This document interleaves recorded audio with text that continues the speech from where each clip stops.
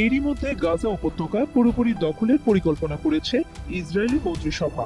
তারপর থেকে গাজার উপর চলছে তীব্র হামলা, আর এই পরিকল্পনারই তীব্র নিন্দা জানিয়েছে উত্তর কোরিয়া। এই ঘটনাকে আন্তর্জাতিক আইনের সুস্পষ্ট লঙ্ঘন হিসেবে আখ্যায়িত করেছে দেশটি। পূর্ব এশিয়ার এই দেশটি গাজাকে ফিলিস্তিনি ভূখণ্ডে অবিচ্ছেদ্য অংশ বলেও ঘোষণা করেছে। তুরস্ক ভিত্তিক বার্তা সংস্থা আনাদুলু 13 আগস্ট এক প্রতিবেদনে এ তথ্য জানিয়েছে। 12 আগস্ট উত্তর কোরিয়ার রাষ্ট্রীয় গণমাধ্যমে প্রকাশিত এক বিবৃতিতে বলা হয়, ইসরায়েলের নিরাপত্তা মন্ত্রিসভা গত 8 আগস্ট প্রধানমন্ত্রী বেনিয়ামিন নেতানিয়াহুর নেতৃত্বে গাজা উপত্যকা পুরোপুরি দখলের পরিকল্পনার অনুমোদন দেয়। এর প্রেক্ষিতে উত্তর কোরিয়ার পররাষ্ট্র মন্ত্রণালয়ের এক মুখপাত্র Korean central news agency KCN কে জানিয়েছে যে ইসরায়েলি মন্ত্রিসভার এই সিদ্ধান্ত আন্তর্জাতিক আইনের লঙ্ঘন এবং ফিলিস্তিনি ভূখণ্ড দখলের ক্ষেত্রে ইসরায়েল গ্যাংস্টারমূলক বা গুন্ডাদের মতো মনোভাব প্রকাশ করছে।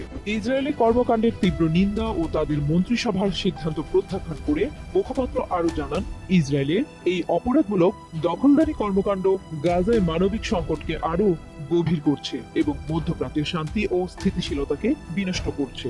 উত্তর কোরিয়ার দাবি, ইসরায়েলকে অবিলম্বে ফিলিস্তিনিদের উপর অবৈধ সশস্ত্র হামলা বন্ধ করতে হবে এবং গাজা থেকে সম্পূর্ণভাবে সরে যেতে হবে। অবরুদ্ধ গাজায় ইসরায়েল তাদের গণহত্যা 2023 সালের অক্টোবর থেকে এ পর্যন্ত প্রায় 61,600 জনকে হত্যা করেছে, যাদের মধ্যে বেশিরভাগই নারী ও শিশু। তবে বিশেষজ্ঞরা বলছেন, প্রকৃত মৃতের সংখ্যা গাজা কর্তৃপক্ষের রিপোর্টের চেয়ে উল্লেখযোগ্যভাবে বেশি। অনুমান করা হচ্ছে এটি প্রায় 2 লাখ হতে পারে। 2024 নভেম্বরে আন্তর্জাতিক অপরাধ আদালত ICC ইসরায়েলের প্রধানমন্ত্রী বেনিয়ামিন নেতানিয়াহু এবং তৎকালীন প্রতিরক্ষা মন্ত্রী ইয়োয়াভ গ্যালান্টের বিরুদ্ধে যুদ্ধাপরাধ ও মানবতা বিরোধী অপরাধের অভিযোগে গ্রেপ্তারি পরোয়ানা জারি করেছে।